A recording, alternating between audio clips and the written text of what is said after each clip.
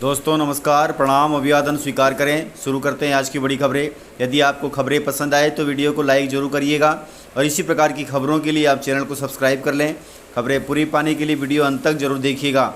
और आप हमें प्रदेश के किस जिले से देख रहे हैं कमेंट बॉक्स में जरूर बताइएगा। राशन कार्ड धारियों के लिए बड़ी खबर है। यदि आपको डीलर कम राशन दे तो घबराएं नहीं, सरकार ने कर रखा है इनका पक्का इलाज। बस आपको करना होगा यह काम। सरकार की ओर से ऐसे राशन डीलर्स का भी इलाज किया गया है जो हितग्राहियों को कम राशन देते हैं।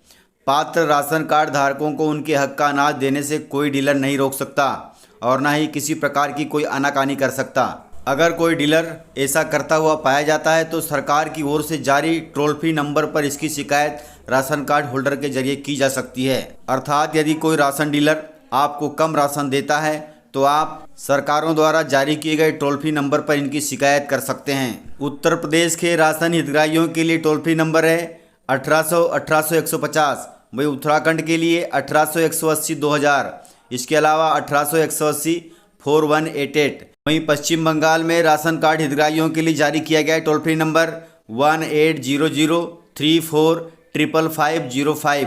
वहीं महाराष्ट्र के लिए 1822-4950। इसके अलावा पंजाब के लिए 1800-300-61313। इसके अलावा राजस्थान के लिए 1800-180-6127। गुजरात के लिए 1800-2335-500। मध्य प्रदेश के लिए है 0755-244-1675। इसके अलावा हेल्प डेस्क नंबर है 1967 या फिर 181। इन दिए गए टोल फ्री नंबरों पर आप राज्य वाइज शिकायत करके अपना काम बना सकते हैं।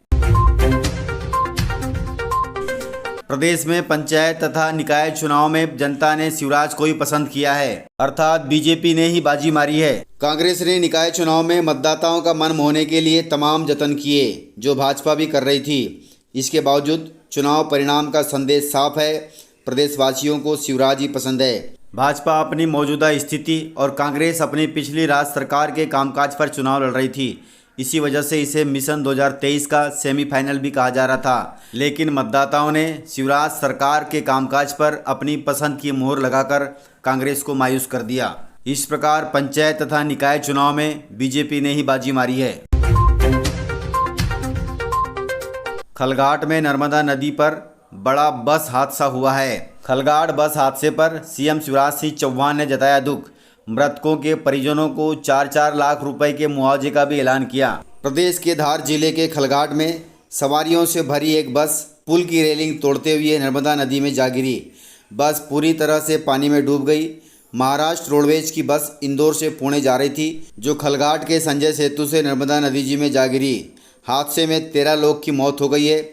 इस हादसे पर सीएम शिवराज सिंह चौहान ने दुख जताया है और इन्होंने मृतकों के परिजनों के लिए 4-4 लाख रुपए के मुआवजे का ऐलान भी किया है। सीएम शिवराज सिंह चौहान ने घटना के बारे में जानकारी मिलने पर तुरंत एसडीआरएफ को भेजने के निर्देश दिए। इसके अतिरिक्त आवश्यक संसाधन घटना स्थल पर भेजने के भी निर्देश दिए। इसके अलावा उन्होंने महाराष्ट्र के सीएम एकनाथ शिंदे जी से चर्चा कर उन्हें इस जानकारी से अवगत कराया और कहा कि मृतक व्यक्तियों के शव सम्मान के साथ महाराष्ट्र भेजे जाएंगे। उन्हें जिले के प्रभारी मंत्री कमल पटेल को भी घटना स्थल पर भेजने के साथ साथ घटना की जांच के भी निर्देश दिए। इस प्रकार उन मृतकों की आत्मा को ईश्वर शांति प्रदान करें, यही मेरी ईश्वर से कामना है। मध्य प्रदेश बोर्ड 5वीं और 8वीं की परीक्षाएं पुनः स्थगित कर दी गई हैं। अब ये परीक्षाएं 25 जुलाई से शुरू होंगी। मध्य प्रदेश बोर्ड के कक्षा 5वीं और 8वीं के विद्यार्थियों की पुनः परीक्षाएं सोमवार 18 जुलाई से शुरू होने वाली थी, जिसे एक हफ्ते के लिए टाल दिया गया है। अब यह परीक्षा 25 जुलाई से फिर से शुरू होंगी। दोनों परीक्षाओं का समय दोपहर 12 बजे से 2:30 बजे तक रहेगा। इस संबंध में 2 दिन पहले राज्य शिक्षा केंद्र द्वारा सभी जिलों से परीक्षा के आयोजन को लेकर फीडबैक मांगा गया था। फीडबैक के अनुसार सभी जिलों से फीडबैक आया कि चुनाव संबंधी कार्य में अधिकारी और कर्मचारी के शामिल होने की वजह से 18 जुलाई से शुरू होने वाली यह परीक्षा को स्थगित कर दिया जाए। और वहीं कुछ जिलों के स्कूलों में वर्षा का पानी भरने के कारण भी परीक्षा की तारीख आगे बढ़ाने की बात कही गई। राजधानी के सभी सरकारी स्कूलों में भी पानी भरने की शिकायत मिली। इसके बाद इन परीक्षाओं को आगे बढ़ाने का फैसला लिया गया।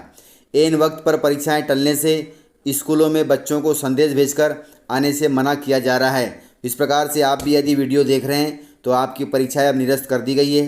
ये सभी परीक्षाएं 25 जुलाई से शुरू होंगी। इन परीक्षाओं में पिछले सत्र के ऐसे विद्यार्थी शामिल होंगे जो वार्षिक परीक्षा में फेल हो गए थे। अगर इस परीक्षा में भी विद्यार्थी फेल होंगे तो उन्हें उसी कक्षा में पढ़ना होगा। प्रदेश से करीब 3 लाख विद्यार्थी शामिल होंगे इन परीक्षाओं में। इसके अलावा इन परीक्षाओं में दिव्यांग विद्यार्थियों को भी शामिल किया जा रहा है जो वार्षिक परीक्षा में अनुपस्थित थे। इसलिए तिथि का ध्यान रखें और अपनी तैयारी शुरू कर दें।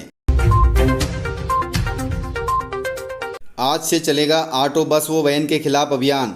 150 बसों की नहीं हुई है फिटनेस। ग्वालियर जिले से खबर है। ग्वालियर जिले में स्कूल खुलने के बाद ऑटो वैन में ओवरलोडिंग शुरू हो गई है।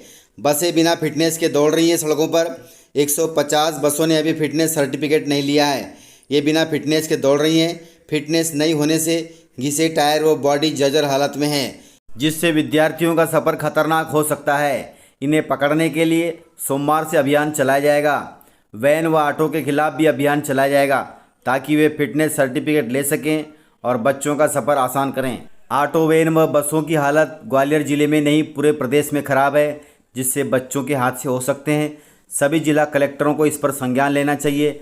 इन सभी को फिटनेस सर्टिफिकेट देकर ही वाहन चलवाना चाहिए ताकि बच्चे सुरक्षित स्कूल पहुंच सकें।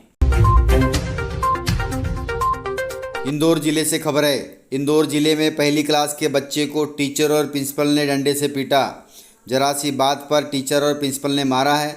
अब बच्चा बोल रहा है कि वह स्कूल नहीं जाएगा। इस प्रकार के मामले अधिकांश सुनने में आते हैं। इंदौर में पहली क्लास के बच्चे को बेरहमी से पीटने का मामला सामने आया है। बच्चे की मां का आरोप है कि स्कूल के टीचर और प्रिंसिपल ने मासूम बेटे को डंडे से पीट दिया।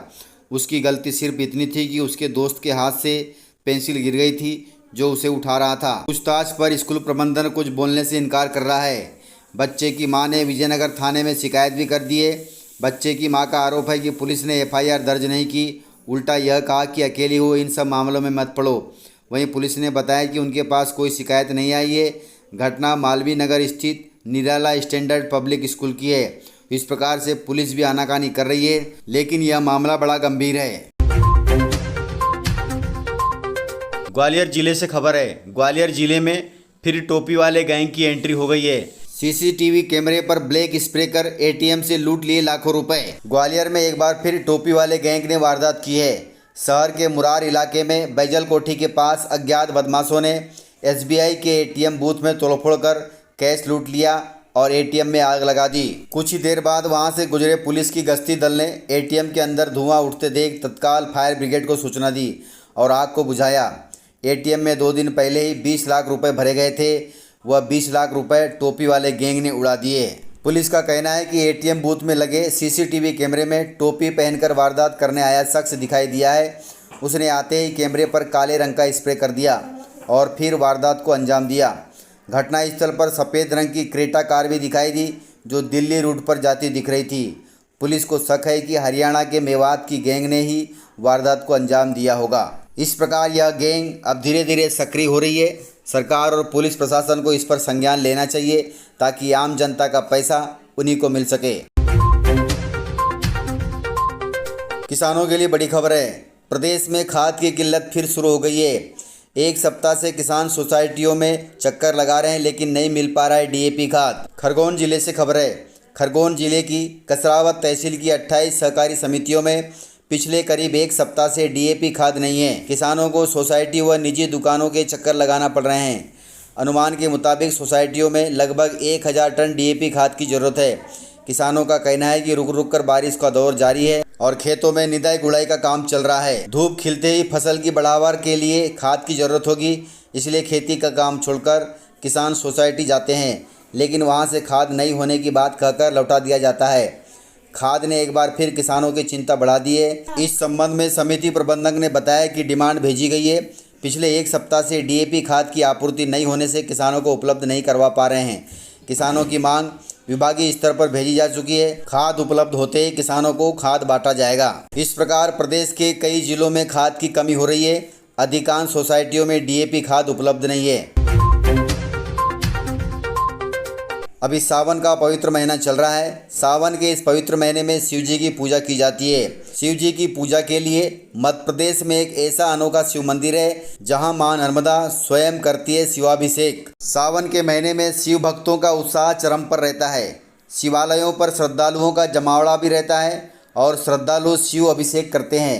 परंतु मध्य प्रदेश के देवास जिले में एक ऐसा प्राचीन शिवालय है जहां भगवान शिव का अभिषेक स्वयं मां नर्मदा करती हैं। देवास जिले की बागली तहसील मुख्यालय से 3 किलोमीटर दूर स्थित विंध्याचल पर्वतमाला के मध्य प्रकृति की गोद में बसा प्राचीन जटाशंकर मंदिर है, जिसका जलाभिषेक मां नर्मदा करती हैं। लोगों की मान्यता है कि यह मां नर्मदा का जल है, जिसके जल से शिवाभिषेक होता है। बताया जाता है कि रामायण काल के दौरान गिद्धराज जटायु द्वारा यहाँ पर तपस्या की गई थी। इसी के चलते इस तीर्थ स्थल का नाम जटाशंकर हुआ है। सावन के महीने में बड़ी संख्या में यहाँ पर श्रद्धालु आते हैं। आप भी यदि आसपास रहते हैं तो जरूर शिव जी का दर्शन करें। तो इस प्रकार से जानकारियाँ थी। यदि आपको जानकारियाँ पसंद आई हो तो वीडियो को लाइक जरूर करिएगा, और यदि आपने वीडियो पूरा देखा है तो उसके लिए बहुत बहुत धन्यवाद। तो मिलते हैं सर अगले वीडियो के साथ, तब तक के लिए जय हिंद।